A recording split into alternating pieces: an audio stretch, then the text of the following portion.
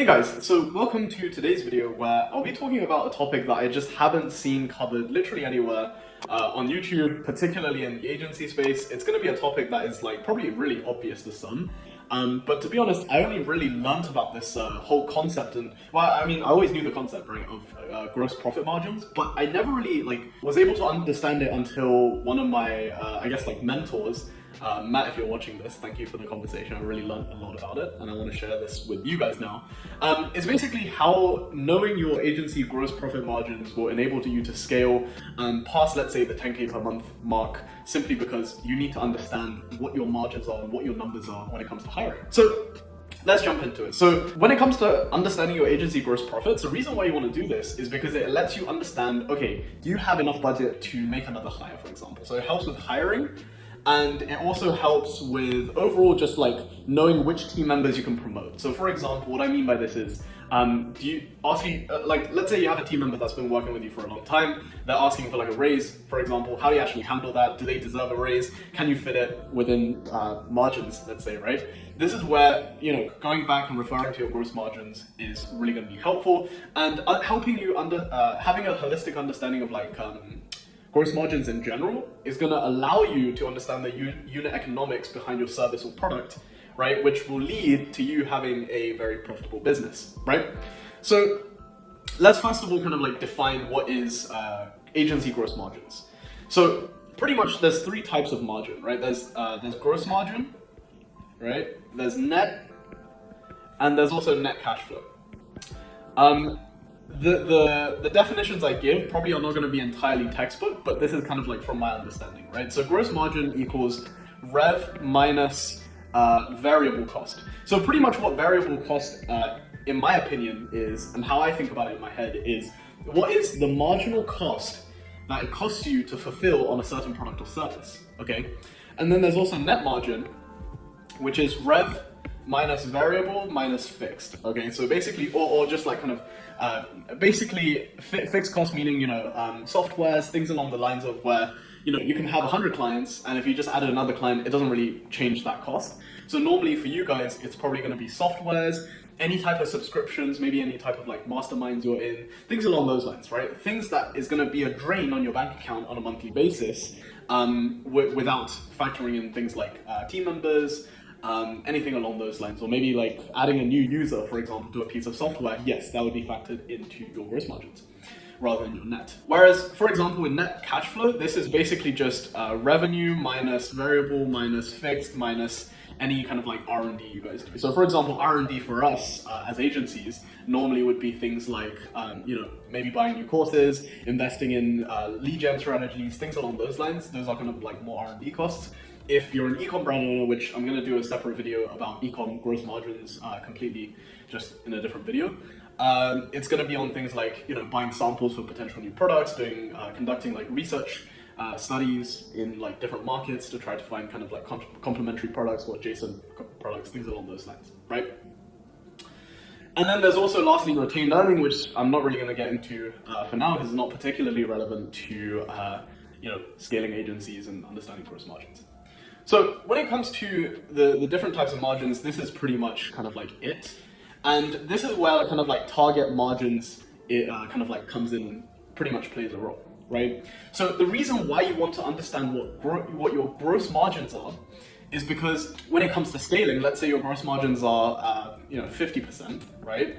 So meaning that you're paying your team plus any additional software 50% in order to fulfill the service, aka if you sign a client for $5,000 per month, then 2.5 is spent on just the cost to fulfill the service, right? Now this is a problem, obviously. So in terms of services, right, you want to be aiming for 80% gross margin, right? Or as close to 100% gross margin as you possibly can, but the healthy range is actually 80%. You can go down to 70, but ideally you should definitely be above the 70 to 80 range. Ideally, the best agency owners and the ones that I know that make the most money get it as close to 85 to 90% as possible. However, when it comes to a more commoditized service like email marketing, it's not entirely possible, so it also actually depends heavily on your service as well. So in my case, my target would be 80%, right?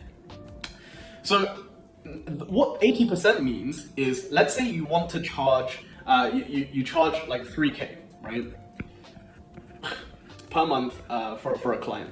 Now, in this 3K, if your target gross is going to be 80%, it means you're allowed to spend $600 on the service, which is 20%, right? AKA 20%. Now, you might be wondering, wow, that looks like a great deal. And yes, it would be. However, you need to pay off several different team members, right? So for example, if you're an ads agency, you need to probably pay a media buyer, right? A media buyer. And then probably a creative person to kind of like aid with that side of things. Maybe like a data entry person to, you know, like cross-check analytics, handle some of the reporting. I mean, you could get media buyer to do that, but you know, sometimes you just want to have a dedicated person.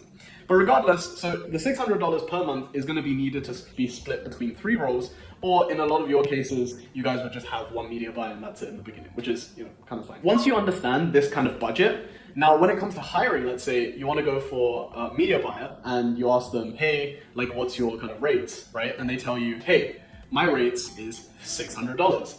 That means in your head, 600 divided by 2 times by 5, then you should understand, okay, cool, to maintain a 80% gross margin, I should be charging $3,000 per month for the services I sell, okay? Now, again, the reason why this is helpful for you to scale is because eventually, once you get to a large enough size, let's say where you have 10 clients, right? 10 clients, each paying you, let's say 3K per month, right? And now you have a 30K per month agency. Okay, 30K per month agency with 10 clients, you most likely need to have, you know, two let's say, in the case of email marketing, right? Let's say 2 account managers servicing them. Okay, so there's you, account manager, servicing all of these clients, right? The reason why you want to know your gross margins is because most likely one of these 5, right? One of these 5 clients is going to be taking up, let's say, 50% of your account manager's time. Meaning that their capacity now goes from 5 to actually 4, okay? So you need to be able to identify which of those clients are not yielding you the highest returns and either fire them, or if they're still maintaining like above acceptability for your services, then, you know, keep them or fire them. That's where kind of like it's more so down to you. However, understanding your gross margins will allow you to better understand where your team's time is being allocated, which clients are of the highest ROI, and what you can do to retain those clients. And basically, you know, if there's a client where you pretty much like find out you're breaking even on, then they should probably just get churned, right? So that has definitely been the case with friends of mine. And that's kind of the reason why understanding gross margins is so important when it comes to running service businesses, okay? So once you understand, so this is an exercise now that you should actually do, is I want you to go get on a spreadsheet and just list out all of your clients, okay? Client 1, 2, 3, 4, okay? Now, I want you to write down how much you charge them. Okay, so there's like the pricing element, so how much they pay you per month, right? And then also what the team cost is, what your team cost is, minus 3% for like strike processing fees, okay? And then I want you to arrive at a percentage, and that's gonna be your gross. What you're gonna find is, let's say you have 4 clients at the moment, one client gross margins might be like 90%, another one might be like 65, okay? Another one might be, I don't know, like 70, right? And another one might be 75. Now that you have this number, you'll know which client is costing you the most and giving the least, and also which ones are, you know, like this lays it out very clearly, okay? From here, you can either decide, let's say you're a freelancer, for example, working with 4 clients, and you do not have capacity to take on any additional work. Now what do you do, okay? This is where you can actually start seeing where it makes sense to maybe cut a client to enable two more clients. So for example, right, let's say you know, client 2 was giving you a 65% margin because it's taking you so much time to fulfill. Whereas you can actually add 2 clients for 90% gross margin if you had just removed this one. In which case I would be adding a 5 and a 6 and just axing this one. Right? So this is what I mean by overall increasing your revenue, and assuming, you know, all of your clients pay you the same amount, you've literally added one client's worth of monthly recurring revenue to your business without actually having to work more. And this is why understanding gross margins is really important, right? Especially in like service businesses where generally speaking, your COGS are going to be much higher than if you were in physical product because you're selling something that is linear, which is someone's time, right? I interrupt the video with a dire message from the sponsor of this video, my agency Plethora Limited. So, hope you guys liked that. Basically, it was just a quick patent break. Anyways, the reason why I'm popping up with this quick message is because if you're an e-com brand that's doing 20,000 a month or more, then you should book in a call with us because we can run your email marketing for you and literally just print cash on demand for your brand through campaigns or automations. Now, if you're a brand that's doing less than that, or if you're a freelancer that's looking to just improve your email systems overall and your email skills, then join the Ecom Email Masters School created by me, where I'm teaching you all of the basics of email marketing and the advanced stuff, basically letting you become a top tier email marketer that is super world class, like myself. Join down below, link in the description. Same with the call link as well. Back to the video. Now, once you understand what your gross margins look like, what can you do from here? So this is where this is kind of like in the stage that I'm currently in, right? Like I want to understand how I can kind of optimize my time, my team's time, things along those lines. What you need to do is you need to optimize down. And what I mean by optimizing down is pretty much just like trying to see where the inefficiencies are, right? And inefficiency literally just implies low gross margin in this case, because gross margins are a great indicator of how resources are allocated within your service business from like a human capital standpoint, right? You look at where the inefficiencies are and you either choose to eliminate those inefficiencies or you can charge more to keep those inefficiencies on, right? So for example, if you find that someone who's paying you 2K per month because they're like a legacy client and you just didn't really want to get rid of them, but as your cost went up because you outsourced more, you found that their gross margin was only 45%, okay? Now, if their gross margin is only 45%, there's two ways you can do to kind of like fix this, right? You can either, actually there's three, excuse me. You can either decrease their scope of work, right? Decrease deliverables, pretty much. You increase the fee, or you decide to part ways, right? Now, it's really important when you make the part ways decision, you have someone to actually replace them, because otherwise you're literally just losing out revenue where you were getting 40% gross margins on, right?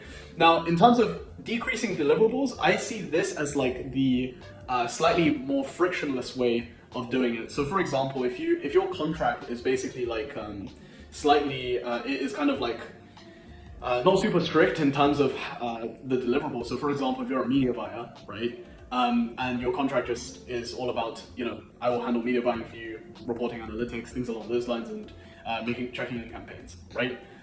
Because it's not fixed, you should just choose to allocate less time towards the account. And in the meanwhile, you should be using your time to try to find clients to replace this account and do things that way, right? So decrease deliverables. Another way of doing it is increasing your fee. Okay, so this comes with a bit of friction, as you might imagine, right? Just like the whole concept of telling a client, hey, we're just going to increase your fees and we're not really going to change on the deliverables is a pretty daunting task, especially for someone who's in their beginning stages, right?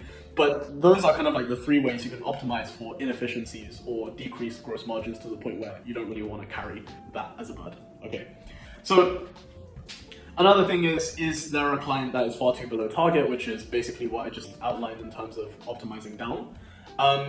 And then also you can find out like, is there any excess fat to trim? So for example, right, when it comes to scaling agencies, the way you'd probably do it is there's you, right? And this is just the fulfillment team, by the way. Sales is a different beast as a whole.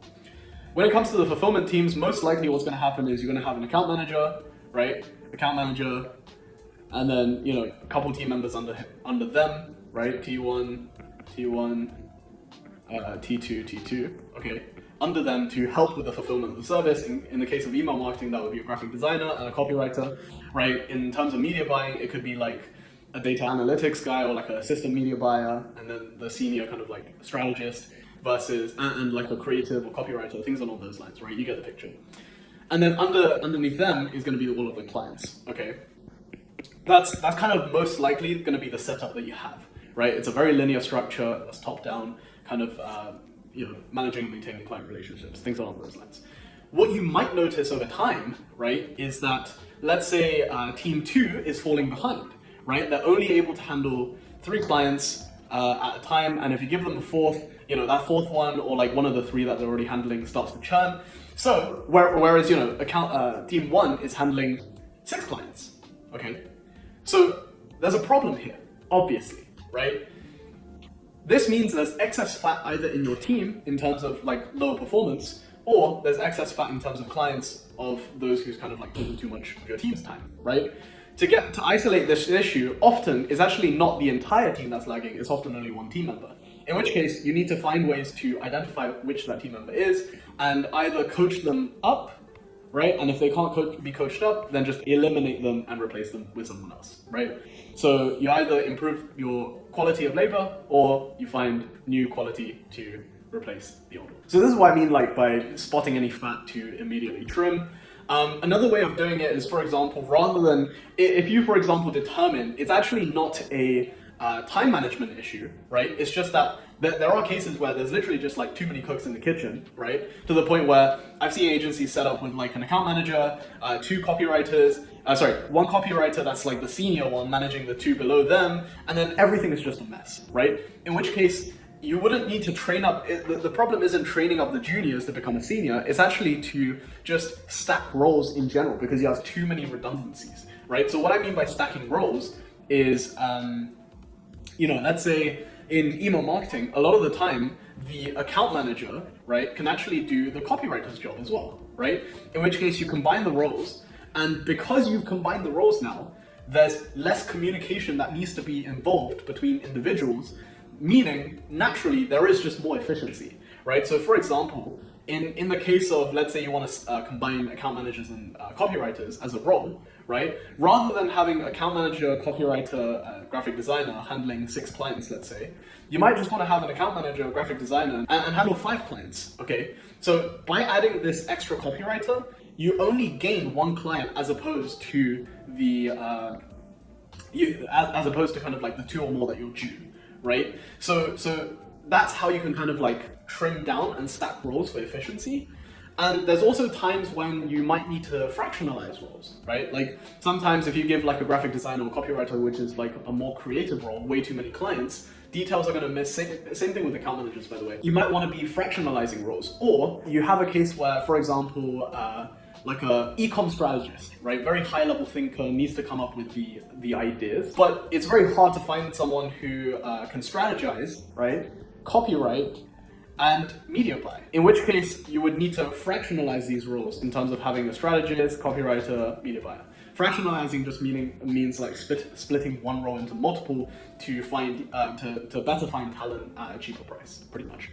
So those are the kind of things that you can do once you understand your agency's gross margins. And honestly, understanding this concept overall and understanding like where my team hours go has basically opened my doors to scaling much further ahead than where I'm currently at, right? So I hope you found this video informative. I know it's probably a slightly longer one and I might have rambled on a little bit. But if you found it useful, drop a like, and in the comments, ask away. Whatever questions needs answering, let me know. And also join my mailing list, right? I email agency owners, e-com brand owners, and freelancers on everything regarding email marketing, business scaling, and sometimes I like to sprinkle a little bit of my philosophy in there as well. So join that list. You're gonna really find a lot of value on that. And yeah, thank you guys so much for watching. Have a good one.